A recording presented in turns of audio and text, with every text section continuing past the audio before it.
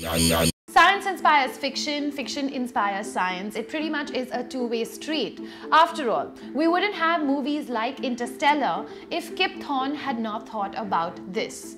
But I truly believe that in most cases, fiction has inspired science. So many cult classics have paved the way for path-breaking technology that we have today. And that's exactly what we are going to go and explore on WAC. All my science geeks out there in the tribe, I know you guys are going to have so much fun with this one. Watch the entire episode because there are a few that I have left out so that you can put them down in the comment section below. Love to hear from each and every one of you. Don't forget to share this video with everyone that you know. Keep sharing these videos because the tribe is really growing. So let's get right into it. Some of the biggest and the most impactful breakthroughs have happened in the last 150 to 200 years. So it's not surprising that books were a major source of inspiration. 20,000 Leagues Under the Sea inspired Simon Lake to build a submarine. And the inventor of the modern helicopter, he was inspired by this book that he read as a child. H.G. Wells went on to inspire a number of inventions. Think rockets? Well, that actually came from his book about a Martian invasion. He was also one of the primary sources of inspiration behind atomic power. Scientist Leo Szilard reads this book and then goes on to give the world the nuclear reaction. Hey, even robots were envisioned as early as the 1920s. The first mention of a robot was in this play. Tesla may have paved the way for self-driving cars to become a reality today, but the first time we've ever heard of them was all the way back in the 1930s in this book. The author goes on to say, "So I climbed in and sat down, with a queer feeling at the complete absence of the steering wheel and gear shift levers. However, on the dashboard were a great many dials, and something was ticking quietly somewhere inside the machine." Now, doesn't that sound pretty similar to Tesla's self-driven cars that you see nowadays? A young boy was sneaking around and finds a Playboy magazine. In that, he reads a story about a platform where computers were communicating with one another. Years later, he goes on to create a platform where humans can now communicate.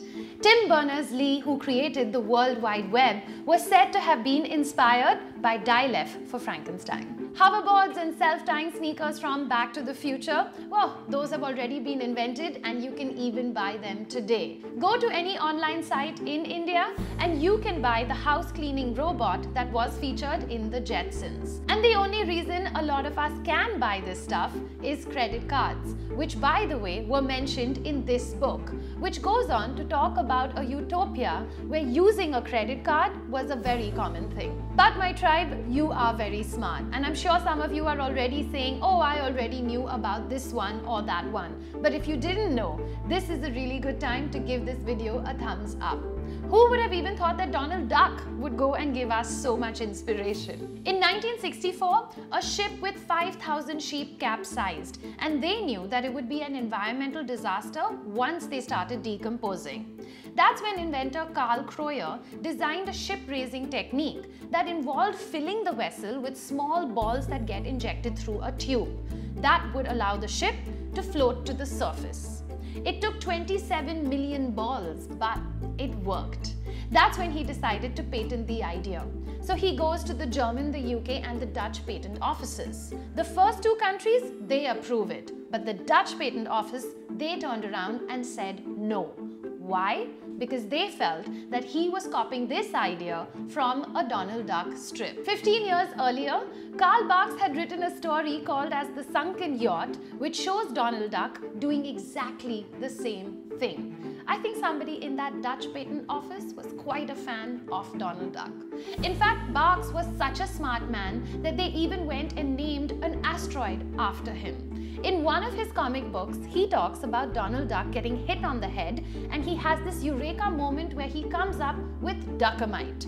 So he goes and he puts this formula. Now you have to remember, Barks had absolutely no training in science or chemistry. 20 years later, he gets a letter stating that he had actually given the formula for methylene.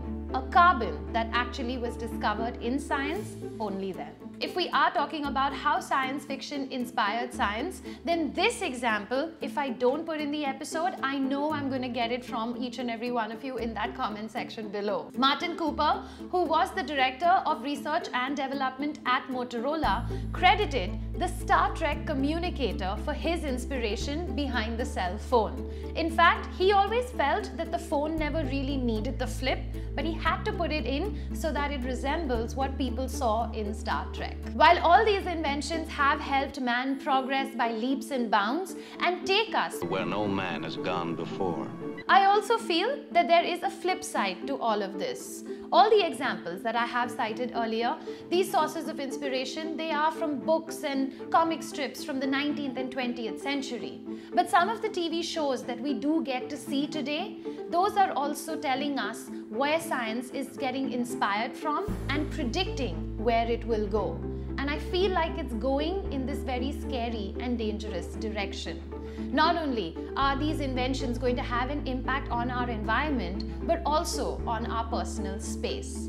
A place and a space that I'm going to explore with you on WAC next week. If you like science-inspired videos on WAC, then make sure that you check out this video and this one as well. Don't forget to like, comment, and subscribe.